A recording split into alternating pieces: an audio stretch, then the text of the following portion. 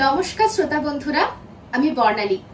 আপনাদেরকে স্বাগত জানাই অন্ধকারের গল্পকথার সেই অচেনা অন্ধকারে, যেখানে প্রতিটি ছায়ার আড়ালে লুকিয়ে থাকে অজানা আতঙ্ক, আর প্রতিটি নীরবতাই যেন ফিসফিস করে বলে দিয়ে যায় কোনো না বলা রহস্যের কথা।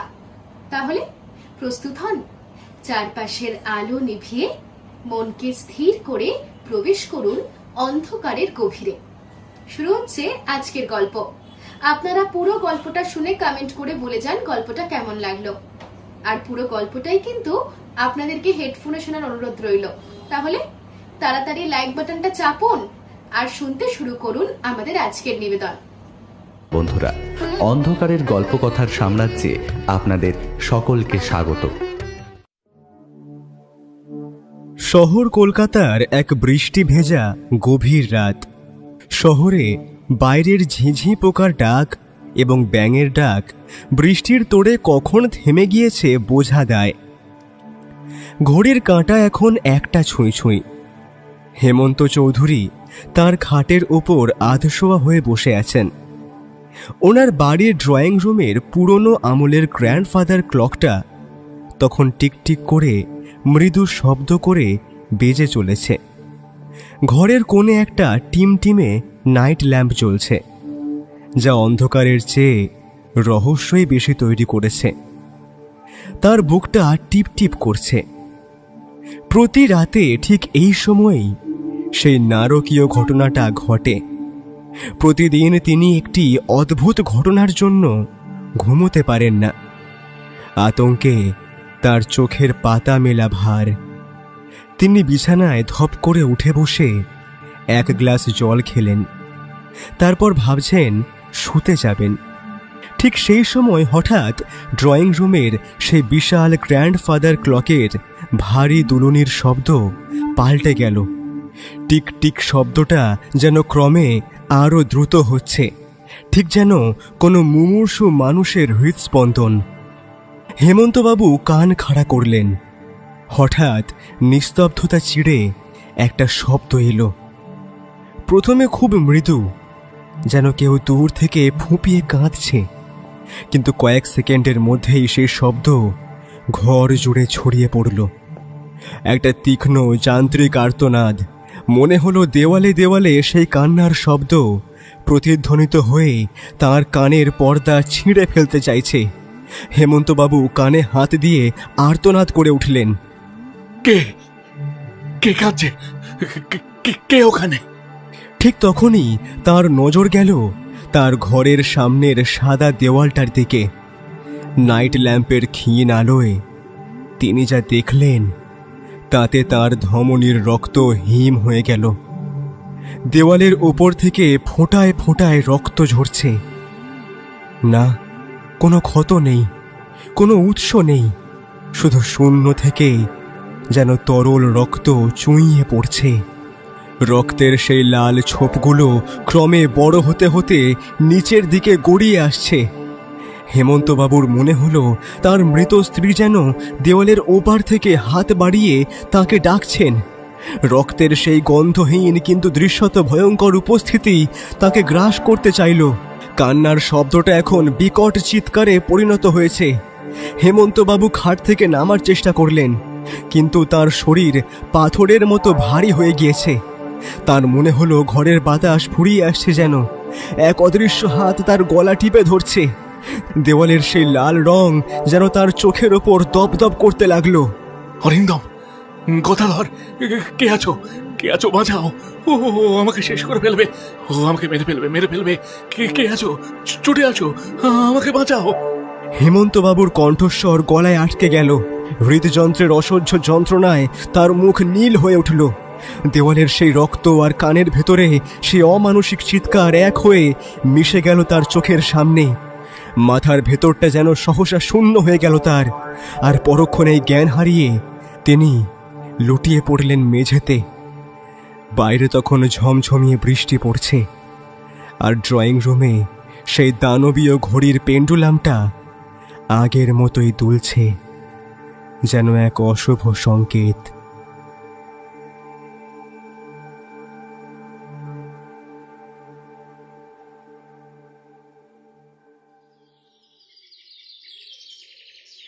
আজ শনিবার সকাল।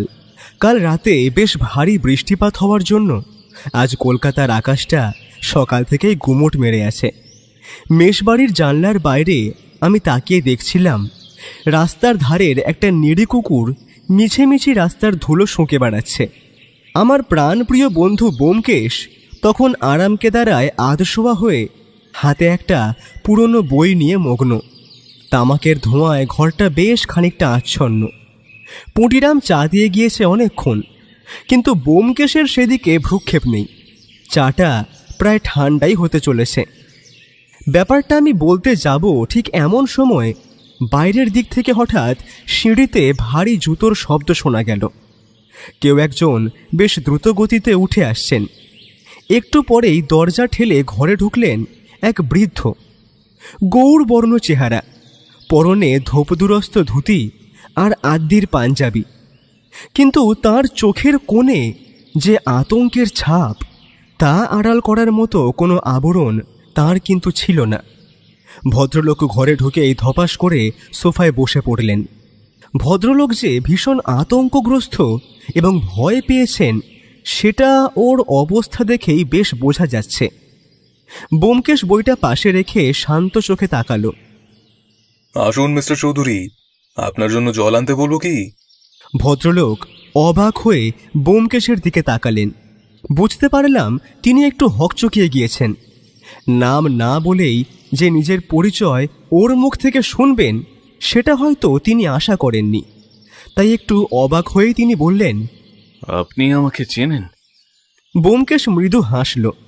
তারপর ওনার বুক পকেটের দিকে ইঙ্গিত করে দেখিয়ে বলল, আরে চিনব না কেন? ভারতের অন্যতম সেরা রিটায়ার্ড প্রত্নতাত্ত্বিক হেমন্ত চৌধুরীকে কে না চেনে? তাছাড়া আপনার পাঞ্জাবির পকেটে ওই যে আপনার একটা ভিজিটিং কার্ডের ওপরের অংশে আপনার নাম দেখা যাচ্ছে, আর সেটার পেছনে যে ম্যাগনিফাইং গ্লাসটা উঁকি দিচ্ছে, আর আঙুলের ডগায় লেগে থাকা ধুলো, তা ওনার ঘরের কোনো পুরনো জিনিস নেড়ে চেড়ে দেখার ফল আশা করি। ওগুলোই আপনার পরিচয় স্পষ্ট করে দেয়। কিন্তু আপনি এত আতঙ্কিত কেন, সেটা একটু খুলে বলবেন? হেমন্তবাবু একটু ধাতস্থ হলেন। তিনি একটু ভেবে তারপর বলতে শুরু করলেন, ব্যোমকেশবাবু, আমি একজন বিজ্ঞান মনস্ক মানুষ।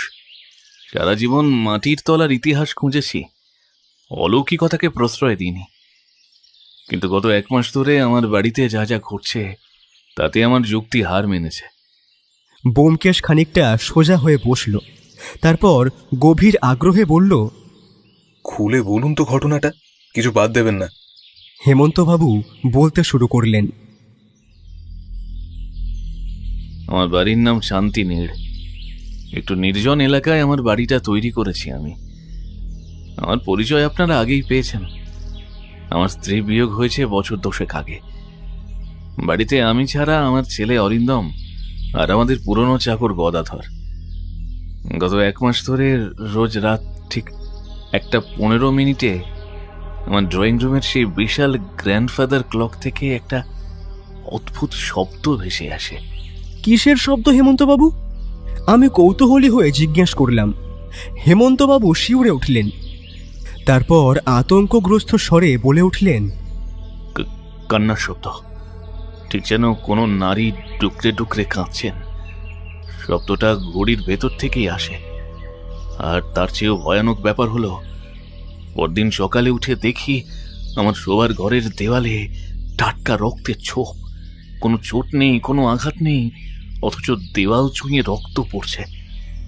আমার ছেলে অরিন্দম বলছে আমার মনের ভুল, কিন্তু আমি যেটা নিজের চোখে দেখেছি সেটাকে অবিশ্বাস করি কেমন করে বলুন তো? কথাগুলো শুনে ব্যোমকেশের চোখে সেই পরিচিত জ্যোতি জ্বলে উঠল। সে একটুক্ষণ চুপ করে থেকে বলল, অরিন্দম বাবু আপনার একমাত্র ছেলে তো, তা তিনি কি করেন?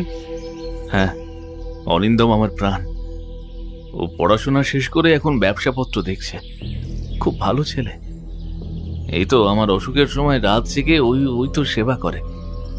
তবে ও এসব ভুতুড়ে ব্যাপার বিশ্বাস করে না। ডাক্তার পালিত, আমাদের পারিবারিক বন্ধু, তিনিও বলছেন এটা নাকি আমার স্নায়ুর সমস্যা। ব্যোমকেশ জানলার বাইরে তাকিয়ে বিড়বিড় করল, স্নায়ুর সমস্যা নাকি সুকৌশলী ষড়যন্ত্র, সেটাই এখন দেখার বিষয়। আচ্ছা হেমন্তবাবু, আপনার ওই গ্র্যান্ডফাদার ক্লকটার কোনো বিশেষ ইতিহাস আছে? হেমন্তবাবু বললেন, হ্যাঁ, ওটা একটা প্রাচীন বিলেতি ঘড়ি। এক সাহেব নীলকরের বাড়ি থেকে ওটা আমার ঠাকুরদা নিলামে কিনেছিলেন। ঘড়িটা অদ্ভুত রকমের নিখুঁত সময় দেয়, কিন্তু ইদানিং ওটার টিকটিক শব্দ রাতের ঠিক ওই নিষিদ্ধ সময় যেন আমার হৃৎপিণ্ডের ধড়ফড়ানির কারণ হয়ে ওঠে। ব্যোমকেশ উঠে দাঁড়ালো। তারপর আমার দিকে তাকিয়ে এসে বলল, বন্ধু, তৈরি হয়ে নাও, আজই আমরা শান্তিনীড় যাব, তবে এখন না, বিকেলের দিকে যাব। মিস্টার চৌধুরী, আপনি নিশ্চিন্ত থাকুন এবং নিশ্চিন্তে বাড়ি ফিরে যান। আমি আজই আপনার বাড়ি যাচ্ছি। এই সত্যান্বেষী যখন আপনার কেস হাতে নিয়েছে, তখন অন্ধকার বেশি দিন স্থায়ী হবে না। এর পিছনে কি সত্য আছে, আমি সবটা উদ্ধার করেই ছাড়ব। তবে এর জন্য আমায় কিন্তু আপনার বাড়িতে রাত কাটাতে হবে। রাতের বেলা কি ঘটছে, আমরা সেখানে থেকে সামনে থেকে ব্যাপারগুলো দেখতে চাই। ভদ্রলোক আমাদের সম্মতি জানিয়ে নমস্কার করে উঠে গেলেন। ভদ্রলোক বেরিয়ে যাওয়ার পর আমি এই বিষয়ে ব্যোমকেশকে জিজ্ঞেস করায় সে জানায়, দেখো, আমি অলৌকিকে বিশ্বাস করি না, তবে আমার মনে হয় ভদ্রলোকের ঘরে এমন কিছু আছে যার জন্য ভদ্রলোককে কেউ অসুস্থ করে ভয় দেখাতে চাইছে। আর সেটা হলে তারা তাদের কার্য সম্পাদন করতে পারবে। এখন সেখানে গিয়ে দেখা যাক আসল রহস্যটা কি। বিকেলের দিকে আমরা যখন শান্তিনীড়ে পৌঁছালাম, তখন আকাশ আরও অন্ধকার হয়েছে। বাড়িটি বেশ বড়, চারদিকে আম কাঁঠালের বাগান। গুমোট গরমেও বাড়িটার ভেতরে কেমন একটা হিম শীতল ভাব। ড্রয়িং রুমে পা রাখতেই চোখে পড়ল সেই দানবীয় ঘড়িটা। প্রায় 7 ফুট লম্বা, কারুকার্য করা কাঠের শরীর, আর তার ভেতরে দুলছে এক বিশাল পিতলের পেন্ডুলাম। ঘড়িটার আকার আয়তন দেখে আমি যে বেশ অবাক হয়েছি তা বললে ভুল বলা হবে না। আমি এবং ব্যোমকেশ যখন সেই ঘড়িটা মন দিয়ে দেখছি, তখন সেখানে আমাদের অভ্যর্থনা জানালো মিস্টার চৌধুরীর একমাত্র ছেলে অরিন্দম।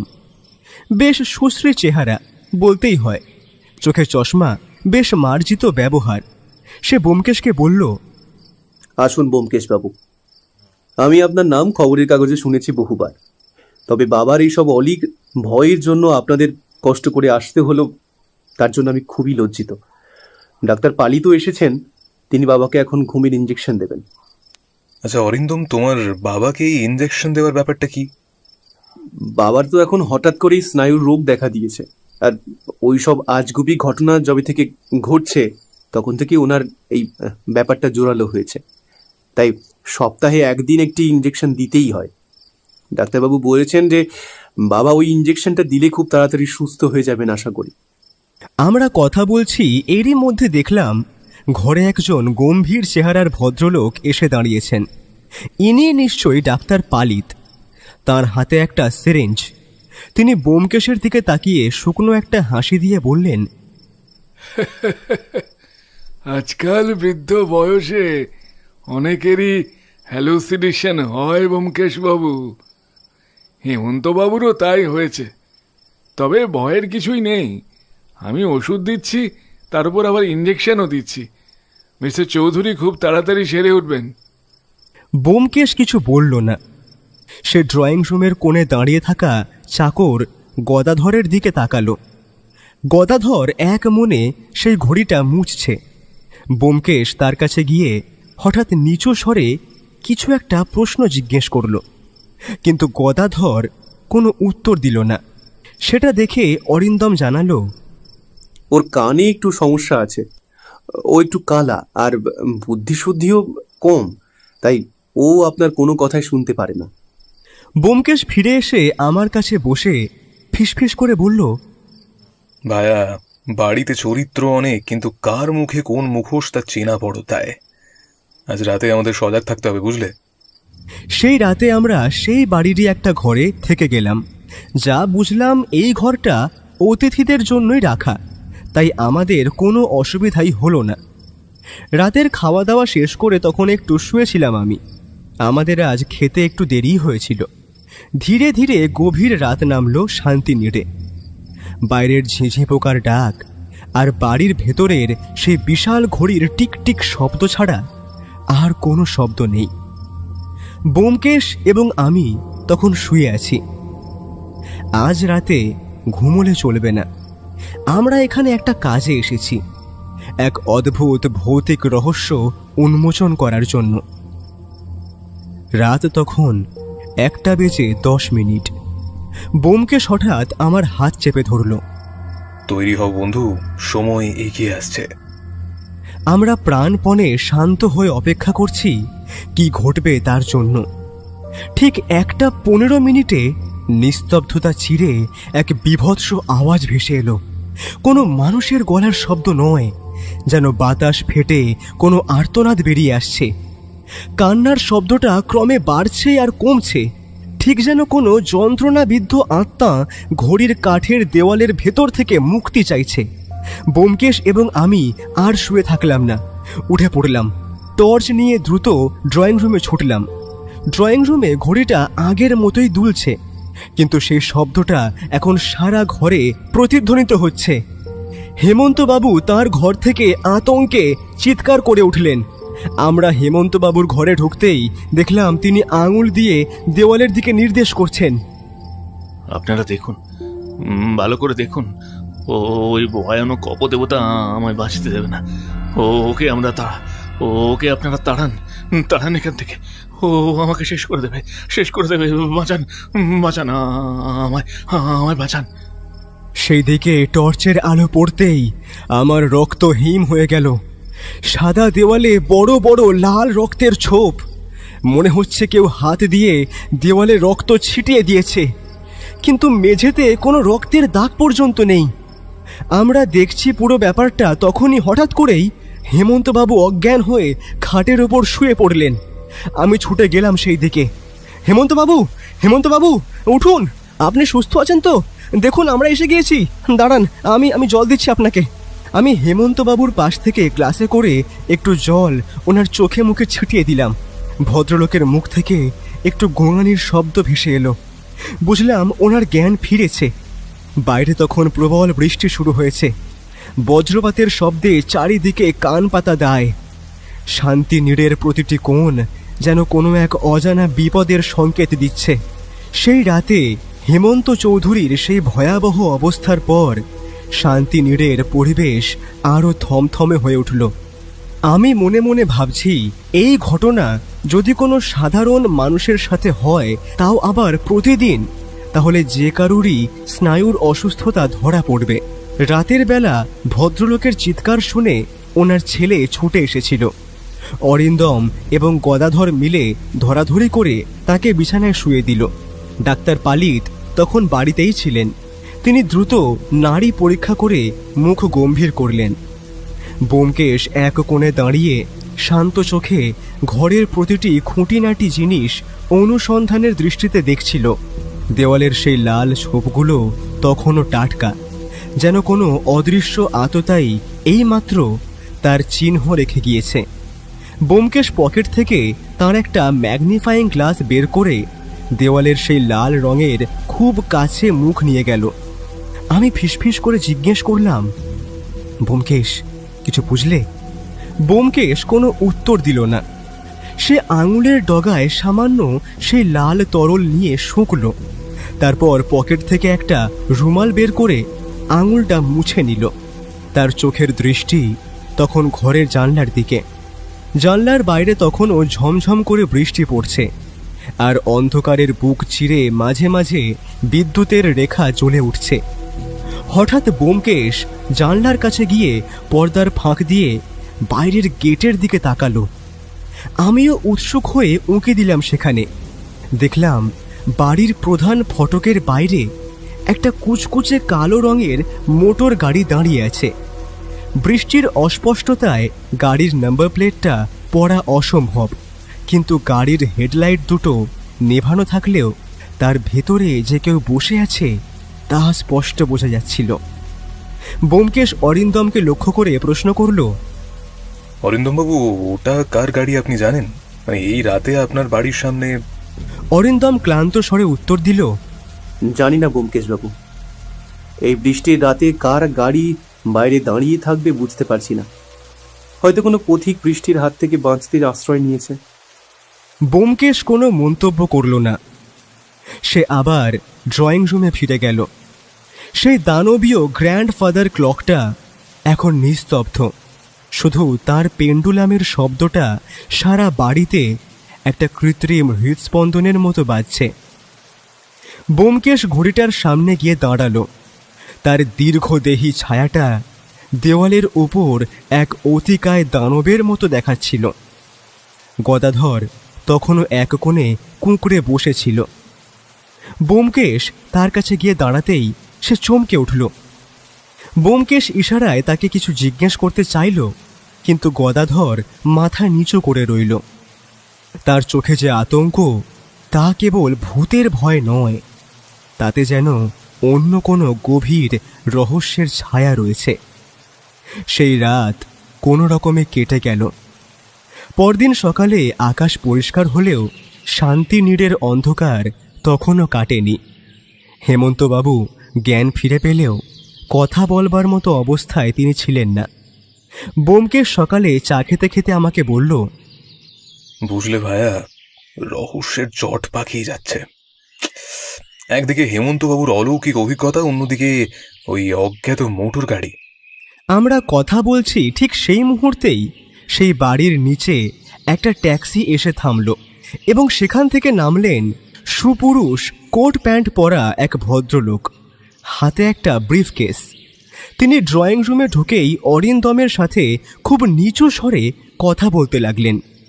আমরা সোফায় বসে আছি দেখে অরিন্দমবাবু আমাদের সঙ্গে তাঁর পরিচয় করিয়ে দিলেন। ব্যোমকেশবাবু, পরিচয় করিয়ে দিই। ইনি হলেন জন ডিসুজা। ইনি ঐতিহাসিক অ্যান্টিক জিনিস খুব ভালোবাসেন, আর বাবার সাথেও আগে পরিচয় ছিল। এখন মাঝে মাঝেই আসেন আমাদের সংগ্রহের জিনিসপত্রগুলো দেখার জন্য। ব্যোমকেশ তখন দাঁড়িয়ে সিগারেট খাচ্ছিল। নমস্কার, অধম একজন সত্যান্বেষী মাত্র। আমার নাম। আপনি ব্যোমকেশ বাবু, তাই তো? আমায় অরিন্দম সেটা বলেছে। আর আপনি যে একটা তদন্ত করতে এসেছেন, সেটা শুনে ভালো লাগলো। এরপর ডিসুজা হঠাৎ হেমন্তবাবুর সংগ্রহের একটি প্রাচীন বুদ্ধ মূর্তি খুঁটিয়ে দেখতে লাগলেন। ব্যোমকেশ তা দেখে বলল, চমৎকার মূর্তি, তাই না মিস্টার ডিসুজা? গান্ধার শিল্পরীতির এক অনন্য নিদর্শন। ডিসুজা চমকে উঠে ব্যোমকেশের দিকে তাকালেন। তারপর একটু হেসে বললেন, ঠিক বলেছেন, আমি এন্টিক জিনিসের সমঝদার, তাই প্রায় চৌধুরীদের বাড়িতে আসি। অরিন্দমের সাথে আমার পুরনো পরিচয় আছে। ব্যোমকেশ তীক্ষ্ণ নজরে ডিসুজার হাতের দিকে তাকালো। জন ডিসুজা গ্লাভস পরেছিলেন না, তবে তাঁর আঙুলের অগ্রভাগে এক ধরনের নীলচে আভা দেখা যাচ্ছিল। ব্যোমকেশ সেই দিকে লক্ষ্য করলেও কিছু প্রকাশ করল না। দুপুরের দিকে সে আমাকে নিয়ে বাগান বাড়ির পেছনের দিকটায় গেল। সেখানে একটা ঘর ছিল এবং পেছনের রাস্তায় মাটিতে টাটকা গাড়ির টায়ারের দাগ পাওয়া গেল। আসলে কাল বৃষ্টি হয়েছে রাতে, তাই গাড়ির টায়ারের দাগ পাওয়া সেই রকম কোনো বড় ব্যাপার নয়। ব্যোমকেশ নিচু হয়ে সেই দাগ পরীক্ষা করে বলল, কাল রাতে সেই অজ্ঞাত গাড়িটা গেটের বাইরে থেকে এসে এখানে দাঁড়িয়েছিল। তার মানে এই বাড়ির কারোর সাথে বাইরের সেই চালকের গভীর যোগাযোগ আছে। কথাটা শোনা মাত্রই আমি বললাম, কিন্তু অরিন্দম তো বলল সে চেনে না। ব্যোমকেশ হালকা হাসল, তারপর বলল, অরিন্দম বাবু যা বলছেন আর যা ভাবছেন তার মধ্যে যোজন যোজন দূরত্ব। তোমার মতে এখন কে কে সাসপেক্টেড আছে?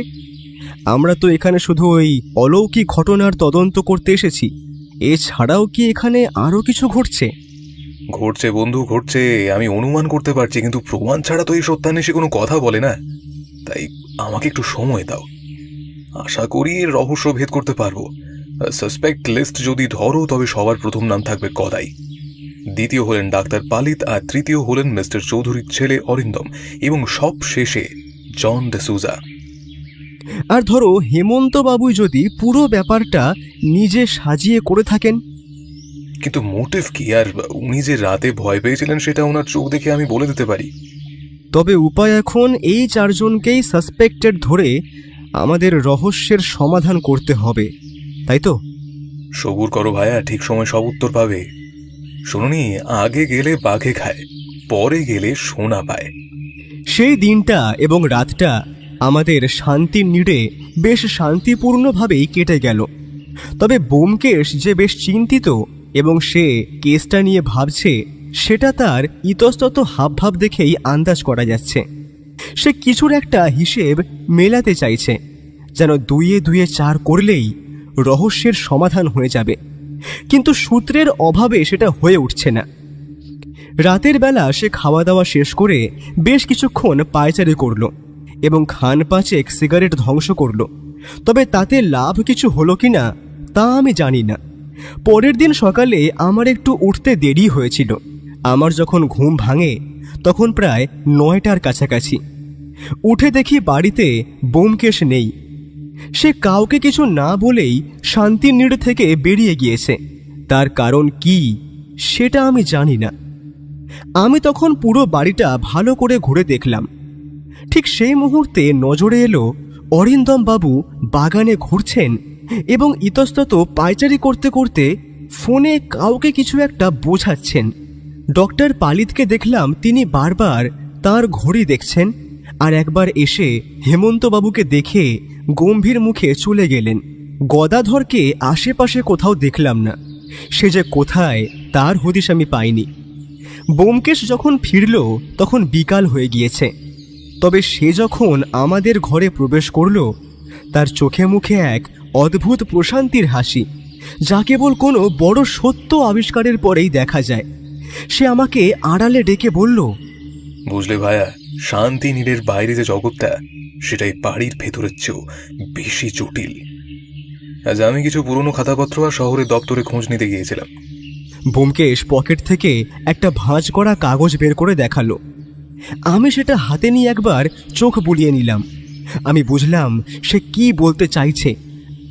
অরিন্দম বাবু যে আদর্শের কথা বলেন, তার নিচে এক বিশাল গর্ত।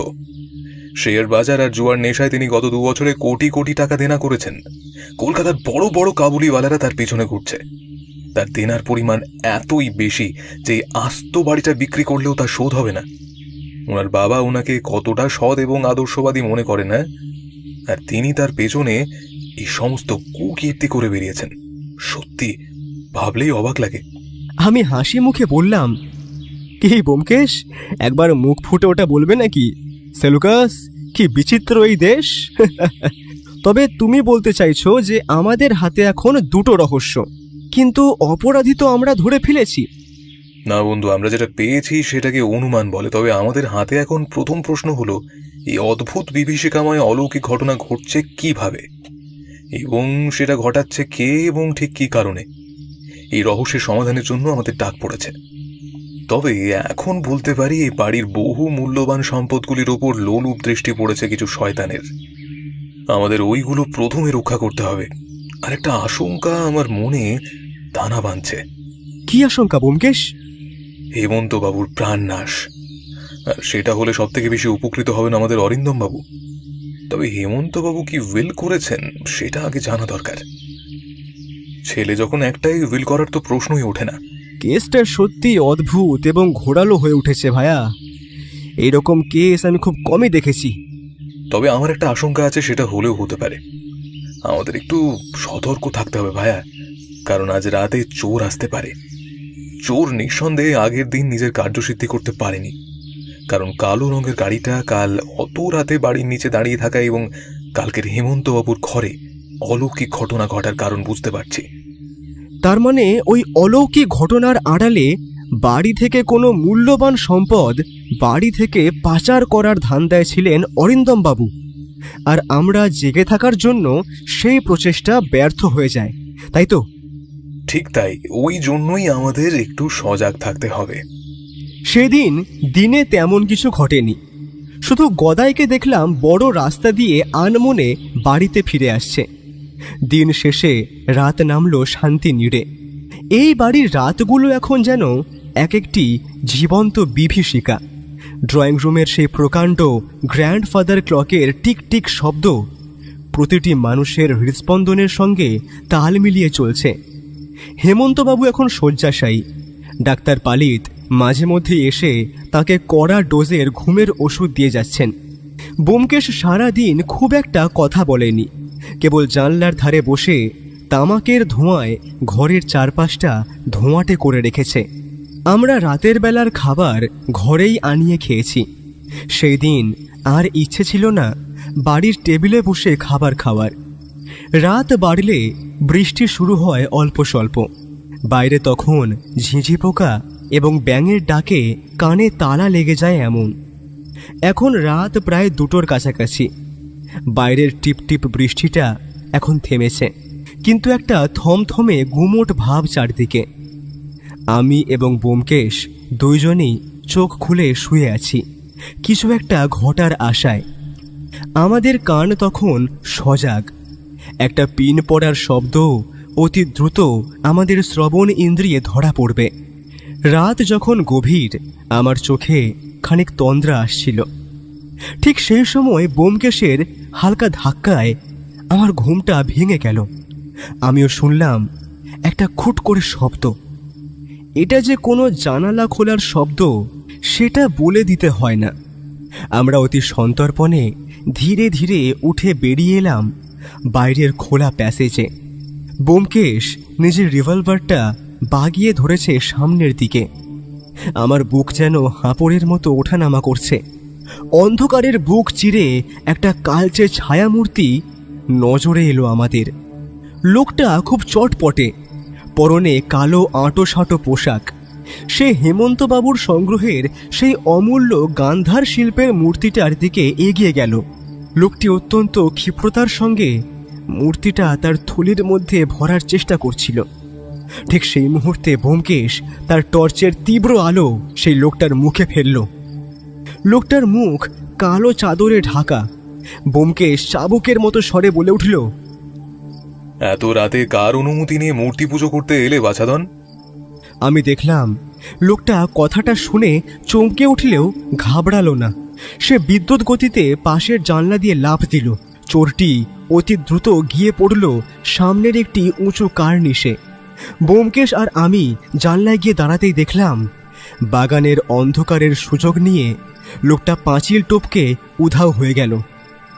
তবে একটা জিনিস দেখলাম, চোরটা যাওয়ার সময় ঘাবড়ে গিয়ে মূর্তিটা ঘরের মেঝেতেই নিচে ফেলে দিয়ে গিয়েছে। মূর্তিটা তুলে নিতে নিতে ব্যোমকেশ বলল, চোরটা আনাড়ি নয়, যা দ্রুত গতিতে সে পালালো সে হয়তো আগেও এই কাজ করেছে। থাক, এই রাতে মূর্তি পুজো যখন করতে এসেছে, ঈশ্বরই এবার তাকে বাঁচিয়ে দিল। কি বলো বন্ধু? হতে পারে। এমন সময় অতি দ্রুত অরিন্দম বাবু ওপর থেকে সিঁড়ি দিয়ে নেমে এলেন। গায়ে সিল্কের ড্রেসিং গাউন, মুখে অবাক হওয়ার ভান করে বললেন, কি হয়েছে ব্যোমকেশ বাবু? চোর এসেছিল নাকি? কিছু চুরি যায়নি তো? বাড়ির সব জিনিসপত্র ঠিক জায়গায় আছে তো? ব্যোমকেশ হালকা হাসল, তারপর বলল, মূর্তি ঠিকই আছে অরিন্দম বাবু, কিন্তু আপনার ঘরের মানুষেরা ঠিক আছে কিনা সেটাই ভাবছি। ঠিক আছে, অনেক রাত হলো, ঘুমোতে যান নিশ্চিন্তে। পরের দিন সকালে যখন আমরা ঘুম থেকে উঠলাম তখন আমরা এমন কিছুর সাক্ষী থাকব আশা করিনি। হেমন্তবাবুকে আজ সকাল সকাল বিছানা ছেড়ে উঠে একটু হাঁটাচলা করতে দেখলাম। ভদ্রলোক বোধ করি একটু সুস্থ হয়েছেন। এবার তিনি নিজেই ব্যোমকেশের সাথে দেখা করতে এলেন। ব্যোমকেশ বাবু, আমার এই 2 দিন কি হয়েছিল আমি জানি না, শরীরটা হঠাৎ যেন নিস্তেজ হয়ে পড়েছিল। মাথায় কিছুই যেন আসছিল না। হয়তো সেই রাতের পর একটা বড় শক পেয়ে এটা হতে পারে। এই 2 দিন ডাক্তার পালিত আমার সব রকম সেবা করেছেন। ওর ওষুধের গুণে হয়তো আমি এখন সুস্থ হয়ে আপনার সামনে বসে আছি। এটা তো খুব ভালো খবর হেমন্ত বাবু, তবে আপনার শারীরিক অসুস্থতা আমায় একটু ভাবাচ্ছে। সে যাই হোক, এই 2 দিন কিন্তু আমরা আপনার বাড়ি আছি, তবে রাতে ওই অলৌকিক উপদ্রবের কিছু কিন্তু ঘটেনি। তার বদলে কাল রাতে চোর এসেছিল। কি বলছেন কি ব্যোমকেশ বাবু? চোর এসেছিল? কিছু কি নিয়ে গেছে? আর ওই অলৌকিক জিনিসটা বন্ধ হয়ে গেছে শুনে আমি বেশ খুশি হলাম জানেন। আসলে এটার জন্যই তো আপনাকে এত দূরে কষ্ট করে ডেকে আনা। চোর আপনার বাড়ি থেকে কিছু নিয়ে পালাতে পারেনি হেমন্তবাবু, কারণ তার সামনে তখন সত্যান্বেষী ছিল। আমার সামনে দিয়ে জিনিস নিয়ে পালানো এতটা সহজ নয়। আপনার সেই মহামূল্যবান সম্পদ ঠিক জায়গাতেই আছে। তবে আপনার বাড়িতে এসে আমি অলৌকিক ওই ঘটনা ছাড়াও আরো অনেক রহস্য খুঁজে পেয়েছি। আশা করি সেইগুলো সমাধান করার সুযোগ আপনি আমায় দেবেন। আপনি আপনার মতো তদন্ত করুন, আমার বাড়িতে যতদিন ইচ্ছে থাকুন, আমার কোনো আপত্তি নেই ব্যোমকেশবাবু। তবে কথাটা শেষ হওয়ার আগেই একটা কাণ্ড ঘটে গেল। এমন সময় বাইরের বাগান থেকে তীব্র একটা আর্তনাদ ভেসে এলো। কেউ যেন কিছু একটা অস্বাভাবিক জিনিস দেখে হকচকিয়ে গিয়ে আতঙ্কে এবং ভয়ে চিৎকার করে উঠল। বাবু, সর্বনাশ হয়ে গেছে, সবাই তাড়াতাড়ি বাইরে আসেন। কে কোথায় আছো, এখানে আসো, তড়িঘড়ি ছুটে আসো, খুন হয়েছে, খুন। খুন কথাটা শোনা মাত্রই আমি এবং ব্যোমকেশ অতি দ্রুত সিঁড়ি ভেঙে নিচে পৌঁছে গেলাম। বুঝলাম আর্তনাদটা এসেছিল মালি হরিপদর গলা থেকে। সে বাগান পরিষ্কার করতে গিয়ে ফটকের ঠিক পাশেই কিছু একটা দেখে পাথর হয়ে দাঁড়িয়ে গিয়েছে। আমরা দ্রুত সেখানে নেমে গেলাম। ফটকের ঝোপের পাশে উপুড় হয়ে পড়েছিল একটি মৃতদেহ।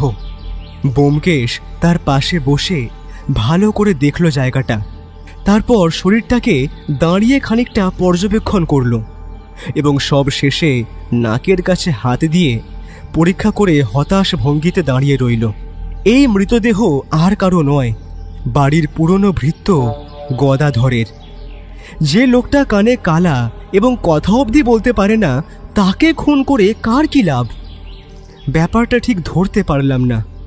মৃতদেহের গায়ে সেই পরিচিত ময়লা ফতুয়া, কিন্তু তার পিঠের মাঝখানটা ভিজে লাল হয়ে আছে। জমাট বাঁধা রক্ত আর কাদার মিশ্রণে তার শরীরটা বিভৎস দেখাচ্ছিল। ব্যোমকেশ মুহূর্তের মধ্যে সেখানে বসে পড়ল। সে গদাধরের দেহটা আলতো করে ধরে সোজা করে দিল। সেখানে দেখলাম গদাধরের চোখ দুটো বিস্ফারিত, মুখে এক অসীম বিস্ময় আর ভয়ের ছাপ। তার গলায় একটা সরু কালচে দাগ। ব্যোমকেশ গম্ভীর গলায় বলল, ছুরির আঘাত পিঠের দিকে হলেও গলায় একটা ফাঁস দেওয়ার চেষ্টা হয়েছিল, কিন্তু আততায়ী সম্ভবত বাধা পেয়েছিল, অথবা খুব তাড়াহুড়ো করে কাজটা সেরেছে। 10 মিনিটের মধ্যেই থানার বড়বাবু ইন্সপেক্টর দাসবাবু তার দলবল নিয়ে এসে হাজির হলেন। দাসবাবু ব্যোমকেশের পুরনো পরিচিত। তিনি ওকে দেখে একটু হালকা হাসলেন। ব্যোমকেশবাবু, আপনার উপস্থিতিতে বাড়িতে খুন, এ তো বড় অদ্ভুত ব্যাপার। ব্যোমকেশ শান্তভাবে উত্তর দিল, খুনটা বাড়িতে হয়নি দাসবাবু, গদাধরকে অন্য কোথাও মেরে এইখানে ফেলে দেওয়া হয়েছে। খেয়াল করুন, এখানে ধস্তাধস্তির কোনো চিহ্ন নেই। সেটা হলে ওর নখের নিচে অন্য কারো জামার টুকরো বা চামড়া লেগে থাকার কথা। পুলিশ তদন্তে নামল।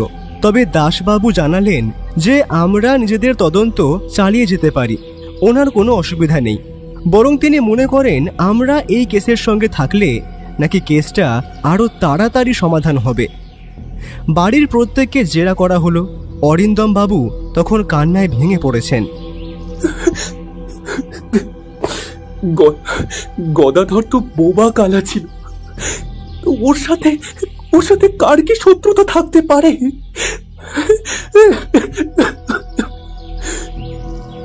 ভদ্রলোকের কথাটা প্রতিধ্বনির মতো ঘুরতে লাগলো। ডাক্তার পালিতকেও ডাকা হলো। তিনি নাড়ি পরীক্ষা করে জানালেন খুনটা সম্ভবত রাত 3টে নাগাদ হয়েছে। সবাই যখন বাড়িতে পুলিশি জেরায় ব্যস্ত, ঠিক সেই সময় ব্যোমকেশ আমায় আলাদাভাবে চোখের ইশারায় যেতে বলল নিচে। আমি নিচে যাওয়ার সাথে সাথেই সেও আমার সাথে এলো। ও বলল, চলো একবার ওই গদাধরের ঘরটা ঘুরে আসি। পুলিশ জেরায় ব্যস্ত, ওদের এখনো ঘরটা ঘুরে দেখার সুযোগ হয়নি। ওরা আসার আগেই আমরা দেখে নিই। দাসবাবু তাতে আপত্তি করবেন না আশা করি। চলো এগোনো যাক। বাড়ির বাগানের এক কোণে স্যাঁতস্যাঁতে একটা ছোট ঘর। ঘরের ভেতরের জিনিস বলতে একটা তক্তপোষ আর একটা পুরনো টিনের ট্রাঙ্ক। ব্যোমকেশ সেই ট্রাঙ্কটার তালাটা একবার টান মারতেই সেটা খুলে গেল। তারপর সে ভেতরটা তন্ন তন্ন করে খুঁজল। জামা কাপড়ের তলায় পাওয়া গেল একটি ছোট ডায়েরি আর কিছু পেন্সিলের টুকরো। ডায়েরিটা খুলেই আমি আর ব্যোমকেশ দুজনেই চমকে উঠলাম। গদাধর কথা বলতে পারত না ঠিকই, কিন্তু তার পর্যবেক্ষণ ক্ষমতা ছিল অদ্ভুত। ডায়েরির পাতায় পাতায় সে স্কেচ করে রেখেছে বাড়ির প্রতিটি মানুষের গত কয়েকদিনের গতিবিধি। এক জায়গায় আঁকা আছে অরিন্দম বাবু মাঝরাতে ডিসুজাকে একটি বড় বাক্স তুলে দিচ্ছেন। অন্য এক জায়গায় আঁকা ডাক্তার পালিত তার ব্যাগের ভেতর থেকে একটি অদ্ভুত যন্ত্র বের করছেন। তবে সবচেয়ে রহস্যময় ছবিটা ছিল একেবারে শেষ পাতায়। সেখানে আঁকা আছে একটি মানুষ যার মুখে মুখোশ, কিন্তু তার গলায় একটি বিশেষ ধরনের হাড়ের মালা ঝোলানো। সেই ছবির পাশে গদাধর বড় বড় করে কয়েকটা টাকার অঙ্ক লিখে রেখেছে। ব্যোমকেশ বিড়বিড় করল, বুঝলে ভাইয়া, গদাধর বোবা হলেও তার চোখ দুটো সব দেখে ফেলেছিল। সেই ছবিগুলো দেখিয়ে সম্ভবত কাউকে ব্ল্যাকমেইল করার চেষ্টা করছিল, আর সেই সত্যই তার কাল হলো। বেলা গড়াতেই ব্যোমকেশ সিদ্ধান্ত নিল গদাধরের পোস্টমর্টেম রিপোর্ট আসার আগেই সে একবার শহরের সেই বড় ল্যাবরেটরিতে যাবে যেখানে সে দেওয়ালের সেই লাল তরল পরীক্ষা করতে দিয়েছিল। আমরা যখন শান্তিনীড় থেকে বের হচ্ছি তখন দেখলাম আগের দিন রাতের সেই কালো মোটর গাড়িটা দূরে মোড়ের মাথায় দাঁড়িয়ে আছে। আমরা সেটা নিয়ে মাথা ঘামানোর প্রয়োজন মনে করলাম না, কারণ কালো গাড়ি তো অনেক আছে, এটা হয়তো অন্য কোনো গাড়ি। তবে ব্যোমকেশ যে গাড়ির নাম্বারটা মনে মনে নোট করে নিল সেটা বলে দিতে হয় না। আমরা ট্যাক্সি নিয়ে শহরের নির্জন গলিগুলো পেরিয়ে গঙ্গার ধারের রাস্তা দিয়ে যাচ্ছিলাম।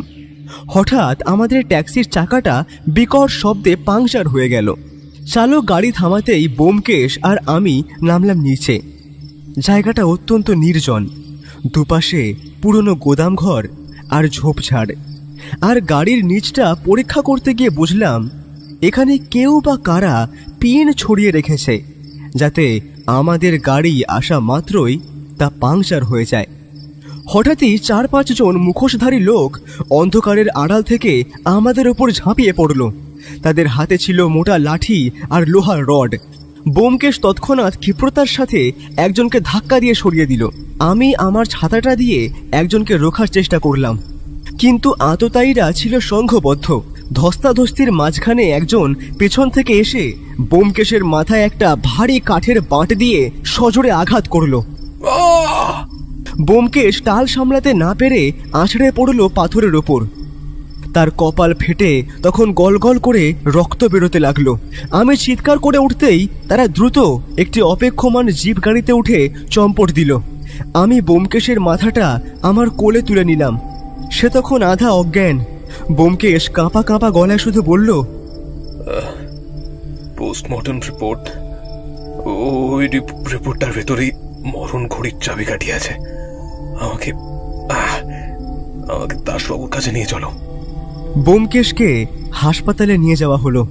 তার মাথায় কয়েকটা সেলাই পড়ল, কিন্তু ডাক্তাররা যখন তাকে বিশ্রাম করতে বললেন, ব্যোমকেশ তখন জেদ ধরে বসল যে সে এই কেসের কিনারা করেই তবে দম নেবে। ব্যান্ডেজ বাঁধা অবস্থায় ব্যোমকেশ যখন গাড়িতে উঠল, তার চোখে তখন প্রতিশোধের চেয়েও বড় এক সত্য আবিষ্কারের তৃষ্ণা। সে আমার দিকে তাকিয়ে হালকা হাসল, তারপর বলল, তারা ভেবেছিল আমাকে সরিয়ে দিলে সত্য চাপা পড়বে, কিন্তু তারা জানে না আহত বাঘ আরো বেশি ভয়ঙ্কর। গদাধরের রক্ত বৃথা যাবে না, আমি কথা দিলাম। আমরা যখন গাড়িতে করে ফিরছি তখন ব্যোমকেশের মাথার ক্ষতটা এখনো দপদপ করছে, কিন্তু তাঁর চোয়াল শক্ত। এখন হাসপাতাল থেকে ফেরার পথে সে আমাকে মাত্র একটি কথাই বলল, বুঝলে ভাইয়া, আজ রাতে শিকারী নিজেই তার জালে ধরা পড়বে। আমাদের শুধু ধৈর্য ধরে অপেক্ষা করতে হবে। আমি খানিকটা অবাক হলাম বটে এই কথাটা শুনে, তাই তাড়াতাড়ি প্রশ্ন করলাম, তার মানে আজ রাতে আমাদের নৈশ অভিযান হবে বলছো? আর এখন তবে কি করণীয়? অপরাধীর মনস্তত্ত্ব নিয়ে একটু খেলা, আর সেটাই সত্যান্বেষী ভালোই পারে। ওরা ভেবেছিল আমায় গুন্ডা লাগিয়ে জখম করলে আমি ওই বাড়িটা ছেড়ে হাসপাতালে কাটাবো, আর সেই সুযোগে তারা বাড়ির উপর হামলা চালিয়ে এক ঢিলে দুটো পাখি মারবে। দুটো পাখি মানে? একটা মূর্তি চুরি আছে সেটা তো জানি, তারা হয়তো আজ রাতে মূর্তি চুরি করবে বলে বাড়িতে লুকিয়ে প্রবেশ করবেই, তবে অন্য পাখিটা কি সেটা তো বুঝতে পারলাম না। বুঝবে ভাইয়া, বুঝিয়ে দিলেই বুঝবে। তাদের এখন মূল লক্ষ্য পিতার মৃত্যুর ডঙ্কা বাজানোর চেষ্টা, আর সেটা হলেই সমস্ত সম্পত্তির মালিকানা নিজের হাতে। তার মানে অরিন্দম বাবু আজকে রাতে নিজের বাবাকে হত্যা করতে চলেছেন। তবে ওই ভৌতিক ঘটনার রহস্য কি হবে? ল্যাবরেটরি পরীক্ষার ফল এসে গিয়েছে ভাইয়া, তবে এখানে সবটা বলার সময় আসেনি। একটু সবুর করো, আমরা কেসটার অনেকটা কাছে এসে পড়েছি। তবে আজ আমরা শান্তি নিড়ে যাব না, ওই বাড়িটার আশেপাশে ঘাপটি মেরে থাকবো এবং ওদের বুঝতে দেবো আমি গুরুতর জখম হয়ে হাসপাতালে ভর্তি আছি, আর সেই সুযোগটাই ব্যবহার করতে যাবে ওই অপরাধীরা, আর তখনই পাখি ফাঁদে পা দেবে। এই 3 ঘন্টা তবে আমরা কোথায় থাকবো? ব্যোমকেশ মুচকি হেসে জানালো, আরে দাসবাবুর তত্ত্বাবধানে। দাসবাবু আমাদের জন্য শান্তিনিড়ের থেকে মিনিট খানেক দূরের একটি বাড়িতে আমাদের থাকার ব্যবস্থা করে দিয়েছিলেন।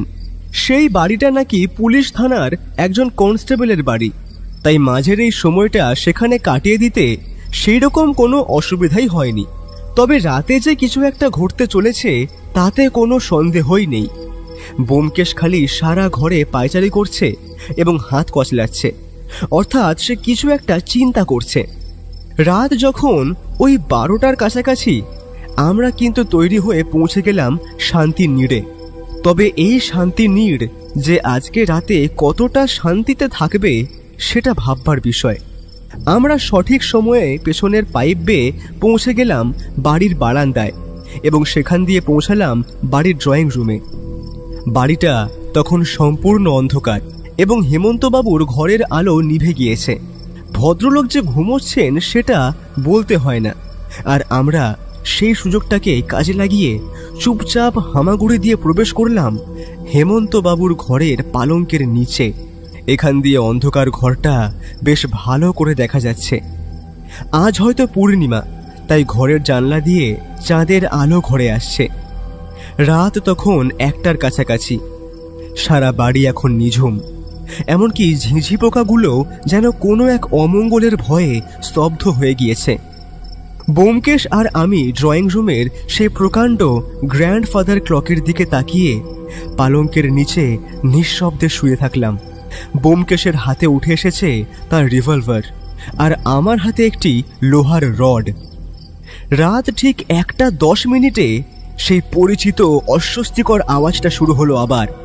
ঘড়ির পেন্ডুলামের টিকটিক শব্দটা ক্রমে আরও দ্রুত হতে শুরু করলো।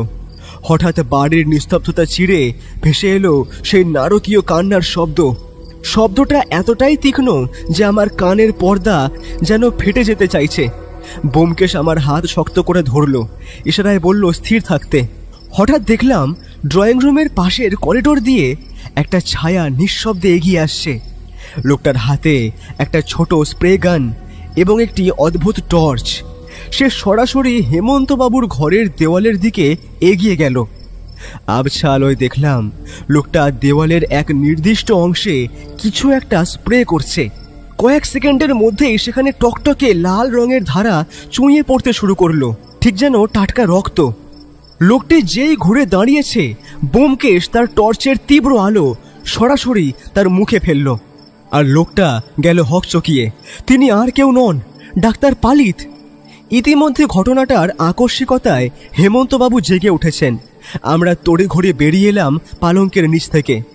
ডাক্তারবাবু কিছু বুঝতে পারার আগেই ব্যোমকেশ মৃদু হেসে অন্ধকারের বুক চিরে বলল, রক্তের খেলাটা বেশ জমেছে ডাক্তারবাবু, তাই না? ডাক্তার পালিত পালাবার চেষ্টা করতেই ব্যোমকেশ গর্জে উঠল, এক পা নড়লেই আমি গুলি করতে বাধ্য হব ডাক্তার পালিত। আপনার খেলা শেষ।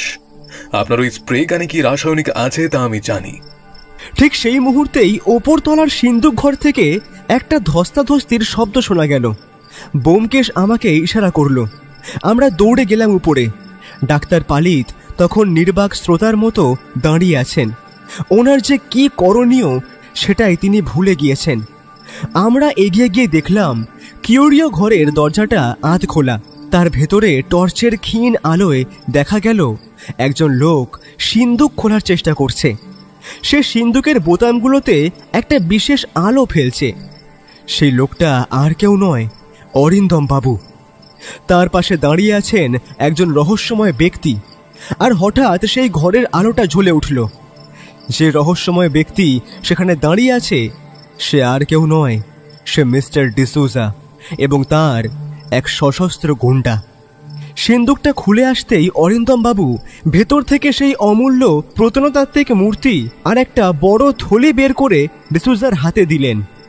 তাড়াতাড়ি তুমি জিনিসগুলো নিয়ে জানলা দিয়ে পালাও, পুলিশ আসার আগেই আমাদের বেরোতে হবে। অরিন্দমের গলায় এক বন্য উত্তেজনা। এর মধ্যেই বাজখাই গলায় ব্যোমকেশের কথা শোনা গেল। পুলিশ আসবে না অরিন্দম বাবু, কারণ পুলিশ আপনার বাগানেই ওত পেতে আছে। অরিন্দম বাবু চমকে উঠে একটা পিস্তল বের করলেন নিজের হাতে, কিন্তু আমি তার আগেই লোহার রড দিয়ে তার হাতে এক মোক্ষম আঘাত করলাম। পিস্তলটা ছিটকে পড়ল মেঝেতে। ডিসুজার গুন্ডাটি ব্যোমকেশের ওপর ঝাঁপিয়ে পড়ল। শুরু হলো এক হাড় কাঁপানো লড়াই। সেই ঘরের ভেতর তখন চলছে তুমুল ধস্তাধস্তি। ডিসুজা জানলা দিয়ে লাফ দেওয়ার চেষ্টা করলেন, কিন্তু ব্যোমকেশ তাকে জাপটে ধরল। তখন নিচে পুলিশের গাড়ির শব্দ শোনা যাচ্ছে। ইন্সপেক্টর দাসবাবু তার ফোর্স নিয়ে সিঁড়ি দিয়ে উঠে আসছেন ওপরে। অরিন্দম বাবু তখন পাগলের মতো হাসছেন। অসুস্থ ব্যোমকেশ হাঁপাতে হাঁপাতে দেওয়াল ধরে দাঁড়ালো। তার সাদা ব্যান্ডেজটা আবার রক্তে লাল হয়ে উঠেছে। সে ডিসুজার কলার ধরে টেনে আনলো আলোর নিচে। অরিন্দম বাবু, আপনার চুরির দৃশ্য আমরা নিজের চোখে দেখলাম।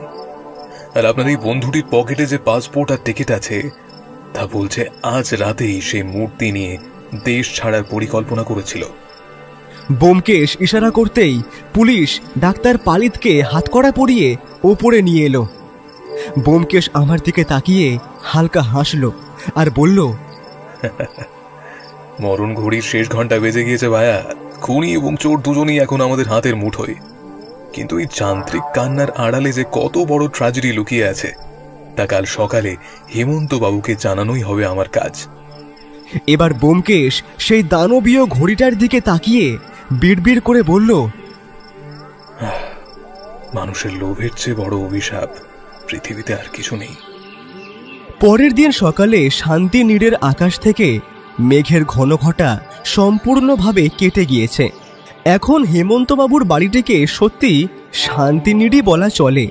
বাগানের ভেজা ঘাসের ওপর সকালের সোনাঝরা রোদ এসে পড়েছে, যা দেখে মনেই হয় না যে আগের রাতে এই বাড়িতেই এক চরম নাটকীয়তা আর রক্তক্ষয়ী সংঘর্ষ হয়ে গিয়েছে। কিন্তু প্রকৃতির এই উজ্জ্বলতা বাড়ির ভেতরের বিষণ্ণতাকে ঢাকতে পারেনি।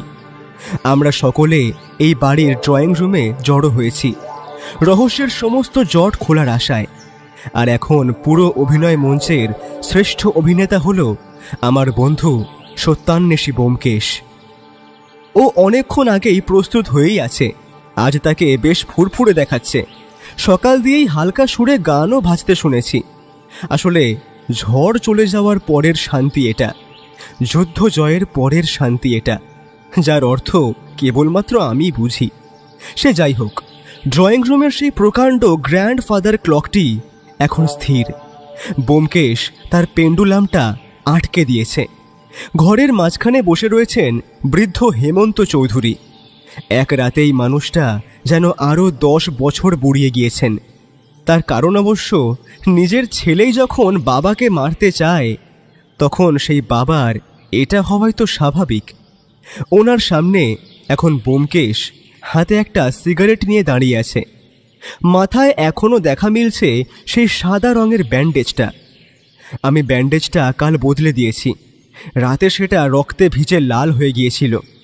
একপাশে আমি আর ইন্সপেক্টর দাসবাবু বসলাম। ব্যোমকেশ সিগারেটে একটা লম্বা টান দিয়ে ধোঁয়া ছেড়ে বলতে শুরু করল, হেমন্তবাবু, সত্য অনেক সময় তেতো হয়, কিন্তু তাকে গ্রহণ না করলে মানুষের মুক্তি নেই।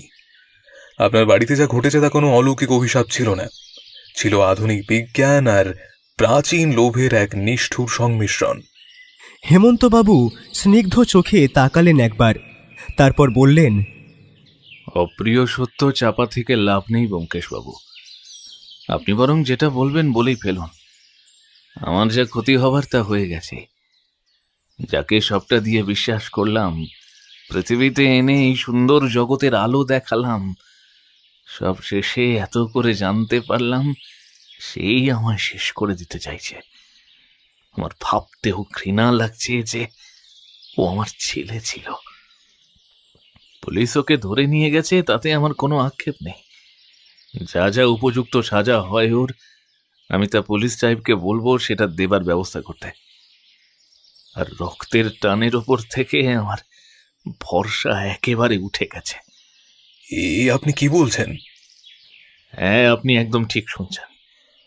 আমি ঠিক করে নিয়েছি, আমার যা যা স্থাবর অস্থাবর সম্পত্তি আছে সবটাই আমি একটা অনাথ আশ্রমে শিশুদের দান করে যাব। এই বাড়িটা অবধি আমি রাখবো না ওর জন্য। ওর আমার সমস্ত সম্পর্ক এইখানেই শেষ। থাক থাক, বাদ দিন ওসব কথা, বাদ দিন।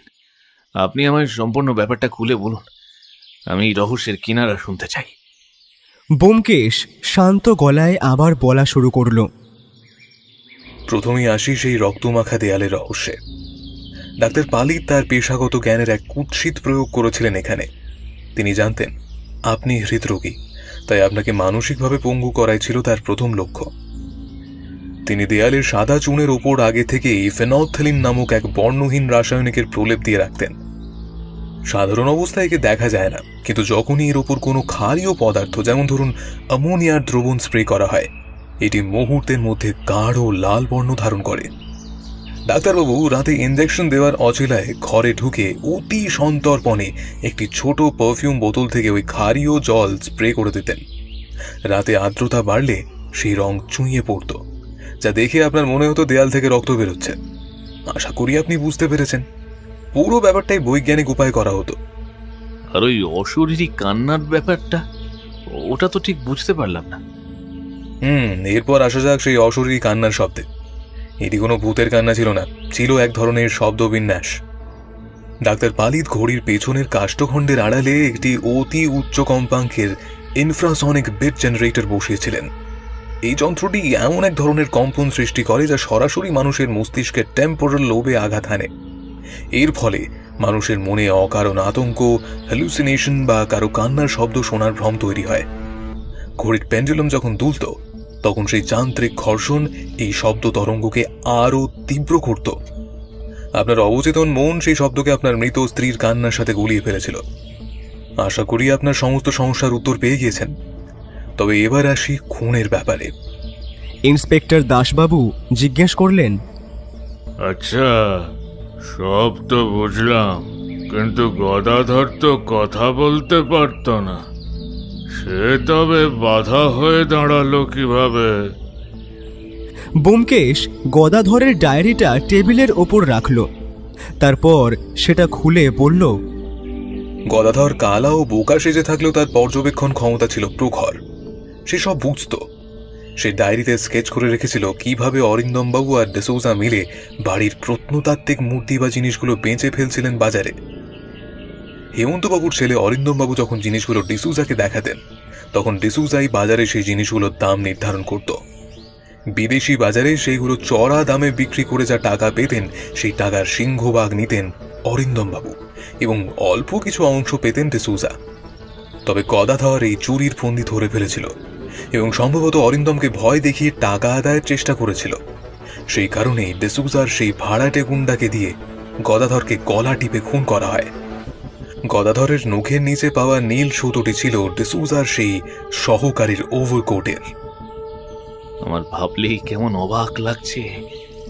খাইয়ে পরিয়ে এতদিন ধরে একটা খুনিকে বাড়িতে পুষে রেখেছিলাম আমি।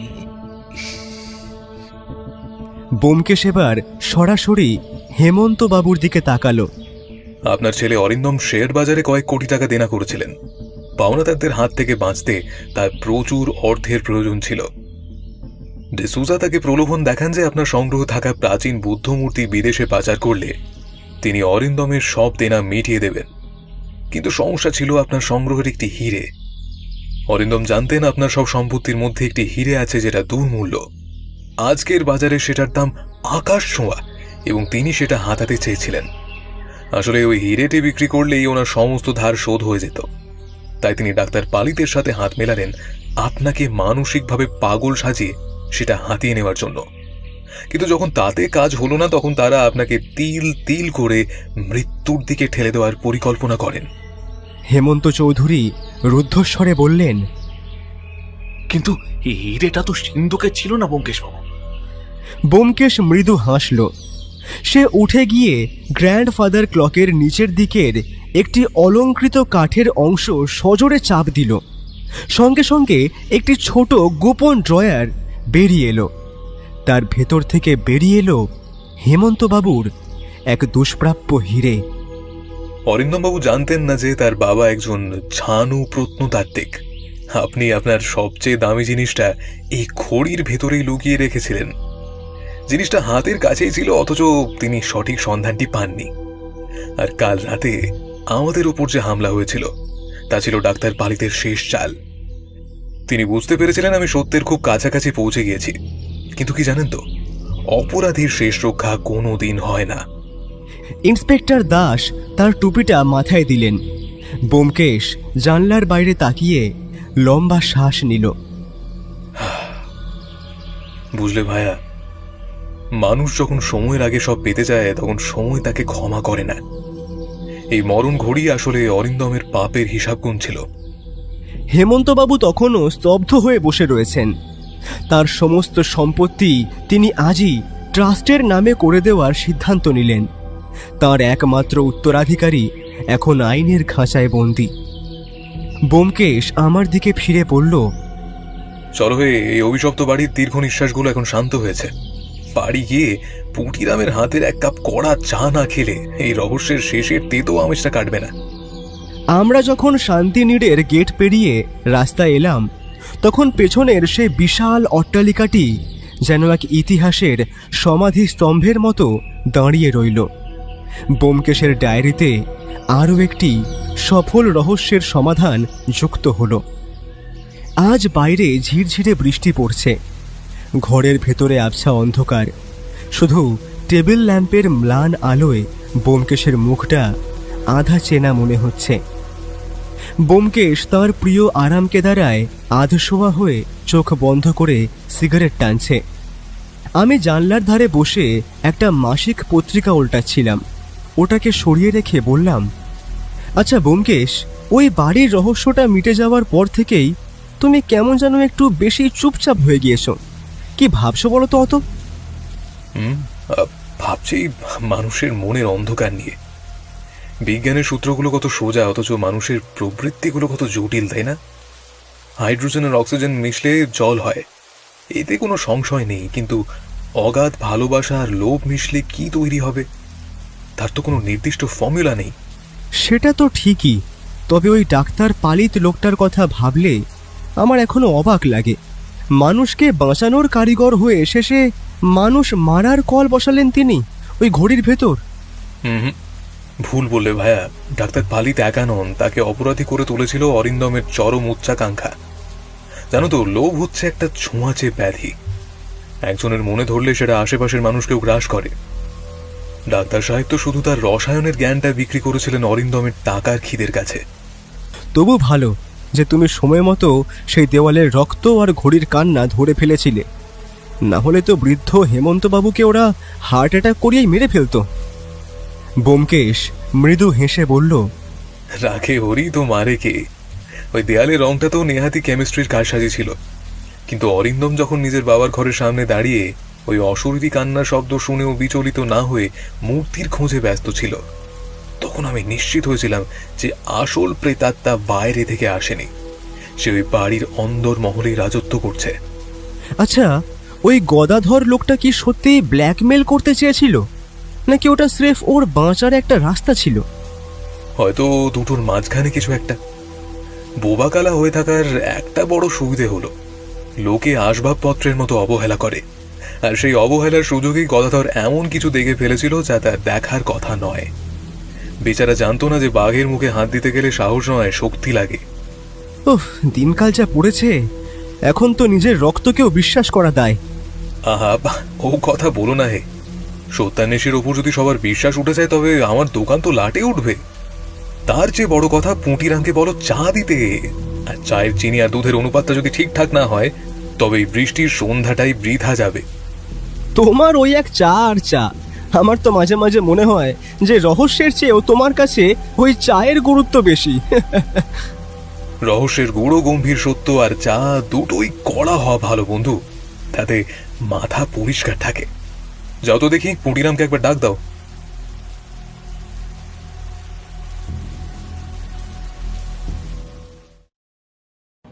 আপনি শুনছিলেন অন্ধকারের গল্প কথা। এই অন্ধকার যাত্রায় আমাদের সঙ্গে থাকার জন্য অনেক ধন্যবাদ। আজকের গল্পটি আপনার মনে কতটা ছাপ ফেললো তা অবশ্যই কিন্তু কমেন্ট করতে ভুলবেন না, কারণ আপনার প্রতিটি অনুভূতি আমাদের কাছে গুরুত্বপূর্ণ।